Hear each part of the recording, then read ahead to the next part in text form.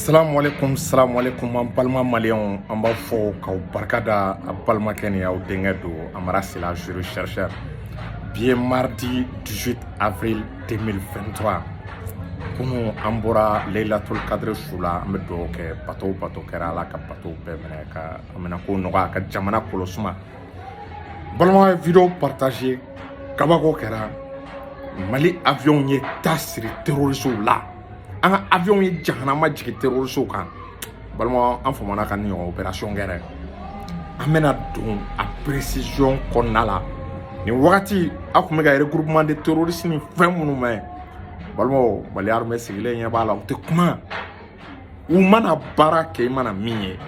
A ye video a y'a partager kabako kɛra Gawo yanfan na Gawo mara la ka taa ɲɛfɛ. An bɛna an da don o la. Ani u bɛ ka regroupement ko min fɔ Menaka k'an encercler m'a fɔ a ye n ko tiɲɛ tɛ n bɛna révélation dɔ k'aw ye Menaka ko fana la. Donc video a y'a partager a ye cœur bila a ka j'aime caya. Nin yɔrɔ la k'an ka Serifukɛ fo Cheikh Cherif Tiami Aidara kabako fura tigi. Ala ye Serifukɛ sɔn kabako fura la fura minnu n'a ka ɲi bana baden ma. Tension, diabète, forodimi, rɛndimi, kɔdimi. A banaw ka ca. N'i y'a ye ne Amara Sela sera ka ɲina sunkalo sɔn forodimi ma n sɛgɛn. Wallahi Tiami ka fura in don. Ne mana tila chaque fois le verre ɲɛ fila ni est-ce que y'a faamu sɔgɔma wula ani su a n'a comprimé. Donc numéro 75 64 10 10 ni minnu mago b'a la 75 64 10 10. O tɛmɛlen kɔ k'an ka kutubu n'an ka waliw fo n'o ye Cheikh Lassana Kanɛ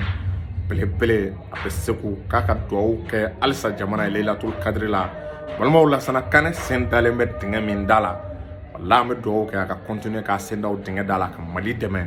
A ye jɔda min ta i bɛ k'a ka tagali la. Balimaw yanni diɲɛ wuli cɛ billahi an t'a dogo wa an b'a fɔ. Donc n'a ye Lassana Kanɛ fo an bɛ Mugadam Abubakar Kamara an bɛ a fo a n'a ka kadira ɲɛmɔgɔ Seydou Ba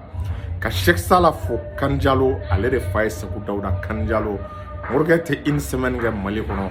Cheikh Sala ni mɔgɔ minnu mago b'a ka numéro la ni Ala sɔnna inbox la n'u donna n bɛ numéro di u ma ka profiter ka famille Kanjalo la k'a bɛɛ fo mɔgɔ ni jamu ye Kanjalo ka Amadu Kanjalo fo yan fo dili bɛɛ ka foli a bɛ nin yɔrɔ la. Donc a ye video partager a ka cœur bila Victoire et Gloire k'a présent ba fo Sekou Tunkara a ka foli bɛ yan fo les États-Unis ka membre bɛɛ fo Adama Samake ninnu est-ce que y'a faamu a ka ca wa adhésion ba de bɛ ka kɛ Victoire et Gloire la bi an bɛ wagati min na mɔgɔw bɛ ka don a dayɛlɛlen don est-ce que y'a faamu ka belle de cerveau fo yɛrɛ wolo debout sur la rampa ko le 28 avril an bɛɛ ka bɔ le 28 avril ka taa MINUSMA gɛn palais de la culture malien Mali fantan naani bɛɛ ka mobilisation kɛ le 28 avril MINUSMA ka daga a bɛ bɔ an da la. Balimaw an bɛna don an ka information ani an ka sujet kɔnɔna la. N'i y'a ta k'a lajɛ n balimaw nin wagati laban c'est-à-dire tubabuw ka kunnafoni di sɛbɛnw na u y'a essayer k'u bɛ nkalon caman tigɛ terroriste wulila tan o bɛ regroupement na tan a b'u kɔnɔ k'an bɛ 2012 de la u y'a tɛ ka fanga bin ni nin nkalon ye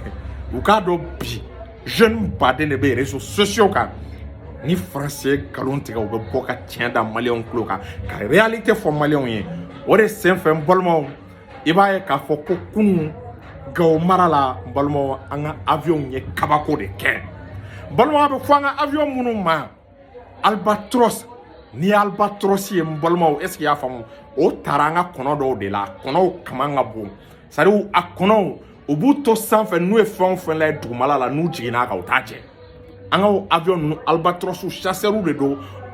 Albatros tɔgɔ dar'u la parce que u ɲɛ ka di n'u ye min ye dugumala la u t'a bon k'a jɛ k'an ka Albatros information de dira u ma Gawo 15 heures wagati ko terroristes bɛ ka regroupement belebeleba dɔ labɛn cɛ n balimaw français u bɛ ka terroristes nɛgɛn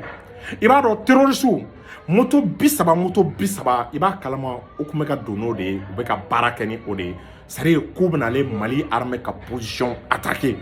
an ka radarw y'u repérer an ka drones ye u repérer donc u repérer la yɔrɔ fila de la est-ce que y'a faamu yɔrɔ fɔlɔ o ye Kosi n'i y'a ta k'a lajɛ 25 km de Gao ani Intilit 30 km de Gao balimaw 30 terroristes u bɛ ka yala moto la mais ne t'a dɔn est-ce que a n'a kɛ Faransi kɛlen bɛ ka drogue dɔ don hakili la a ma f'u ye ko bi Mali armée bɛ position min na sari moto duru tɛ se ka yala ɲɔgɔn kɔ tuguni tan k'an ka radaru maa ye imagine olu ye moto 30 ko bɛna attaque labɛn balimaw armée bɔra kalama satellite ye image di dɔrɔn u ye drone 2 wuli yɔrɔ bɛɛ ka taa reconnaissance kɛ balimaw an ka avion minnu n'a bɛ f'u ma avion supersonique n'u ka teli n'u baara kɛ n'o u bɛ se ka 1000 km à l'heure est-ce qu'il y'a faamu u ka teli balimaw u ye Albatros L39 a den 3 u y'o la décoller Gao cɛ ko Albatros a ye taa jateminɛ a ye cible lajɛ a ka traité n'a fɔra ko ka cible traité balimaw kɔrɔ de ye ko ka bɔ baara la ko survivant kana kɛ balimaw ye Albatros 3 wuli fɔlɔ sur le champ ma ban dɛ an ye baara kɛ ni avion 2 de avec des drones de renseignement Albatros ye baara kɛ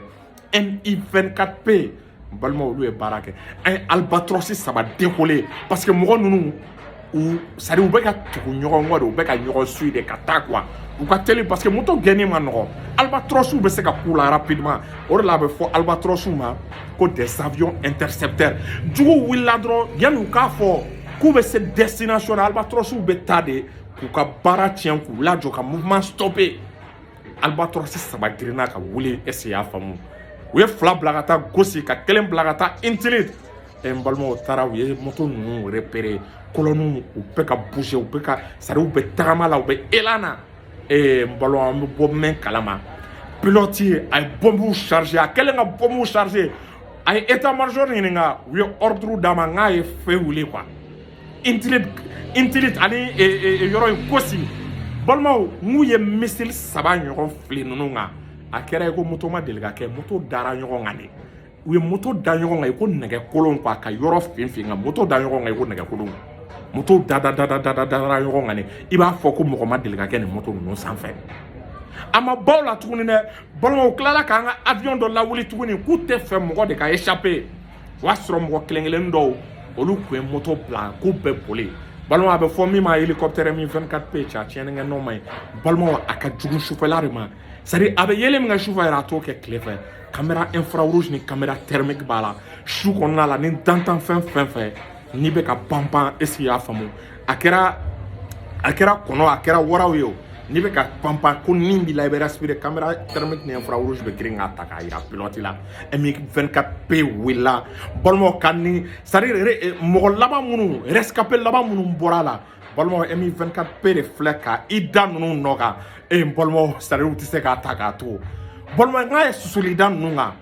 a ye susuli da ninnu kan balimaw c'est-à-dire sur place élément tɔ fɛn fɛn tun bɛ yen u bɛɛ de y'u da duguma mɔgɔ si ma bɔ a la tuguni nin baara kɛra kunun Intilit ale ni Gosi est-ce qu'il y'a faamu armée ye nin baara kɛ baara in bɛ kɛ wagati min na tellement que baara in donna su kɔnɔ balimaw su cayara minɛn c'est-à-dire u ye moto kɛ de ko minɛnkolon quoi ka moto da ɲɔgɔn kan quoi jani moto c'est-à-dire moto mana détruire missile fɛ balimaw i b'a kalama k'a fɔ c'est-à-dire i b'a moto dalen de ɲɔgɔn kan i ko nɛgɛkolon ka finfinkuru de a bɛ yɛlɛma ka kɛ i ko finfinkuru i ko charbon balimaw i bɛ moto de dadalen ɲɔgɔn kan donc tellement que su cayara tellement que moto caman détruira c'est-à-dire pilote yɛrɛ ko minnu ye bombardement kɛ c'est-à-dire k'u ko u tɛ se ka bilan fɔ la ko mais ko tiɲɛni kɛra dɛ c'est-à-dire bilan bɛ fɔ bi probablement état major bɛ sɔn ka communiquer k'a bɛɛ dafa parce que u kan ka troupe sol de bila ka taa su compter ka taa moto compter donc c'est-à-dire communiquer in kɛra kunun de est-ce qu'il y'a faamu baara in attaque in kɛra kunun de ko mais attaque bɛ ban wagati min na est-ce qu'il y'a faamu c'est-à-dire k'a fɔ ko nin mɔgɔ hakɛ de sara exactement ani nin moto hakɛ de détruira k'u bɛ ka o bilan u bɛ k'a fara ɲɔgɔn kan sini u b'a di parce que su kun kora donc sisan b'a sɔrɔ bilan banna mais a y'a bila u kunna moto 30 imagine cɛ mɔgɔ fila mana kɛ olu kan n balimaw côté fila la cɛ y'a bila u kunna mɔnɛ min donna terroriste la a tɛ se ka lakali o tɛmɛlen kɔ yɔrɔ min ye Menaka mara ye u kun t'a la ko Menaka an bɛ k'an cercler n balimaw jaja c'est-à-dire terroristes de filɛ ka SEMA yɔrɔ o yɔrɔ kun contrôle bɛ SEMA bolo Menaka ɲɛfɛ i b'a dɔn k'a fɔ ko terroristes état islamique de filɛ ka SEMA bunte ka SEMA susu ko susu ka cɛw de b'o la min bɛ ka SEMA tɔrɔ est-ce qu'il y'a faamu ko accord b'olu ni Mali cɛ ko terroristes bɛ ka olu susu ko pourquoi armée malienne ma intervenir balimaw Mali b'i da don o la wa Mali b'a to de terroristes yɛrɛ dama mana tila ɲɔgɔn na anga armée be sɔrɔ ka jahanama jigin terroriste kan balimaw ja ni ne kule aw ma ye u b'a la ko Menaka bɛ bi Mali armée ma kuma Mali gouvernement ma kuma ne n'a hakili b'a la ne nin vidéo kɛ il y a 4 ou 5 jours ngo Mali ka renfort min bɛ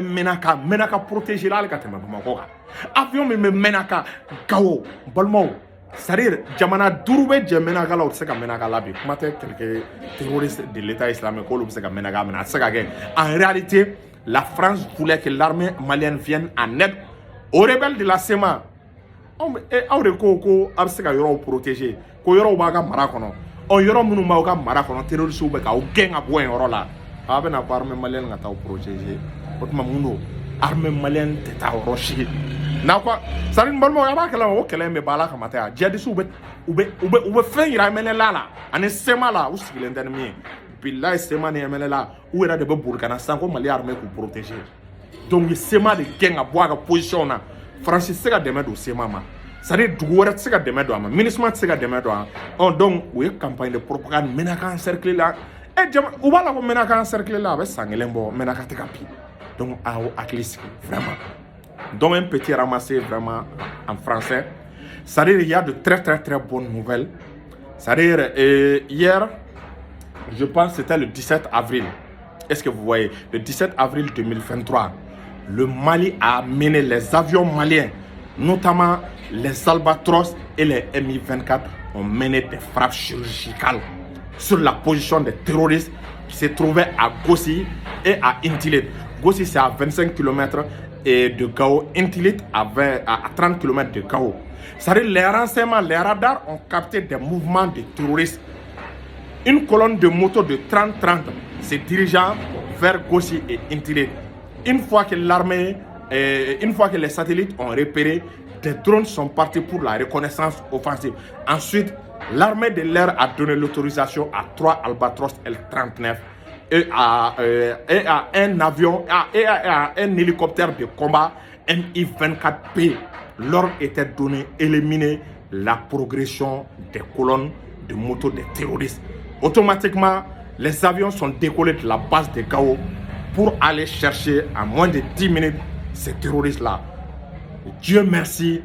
vraiment, la mission a été une mission réussite. Les Albatros ont stoppé la progression des terroristes. Les Mi-24 sont venus nettoyer le reste des rescapés. Donc, pour le moment, à l'heure actuelle, on ne peut pas fournir du bilan parce que c'était vraiment tard dans la nuit. Mais je sais qu'à l'heure où je vous parle, pratiquement, ils doivent en finir avec les bilans. Donc, vraiment, que tout le monde reste calme. L'armée malienne maîtrise plus que jamais la situation. En même temps, une petite révélation autour de l'encerclement par les djihadistes de la zone de Menaka. C'est-à-dire les terroristes de l'État islamique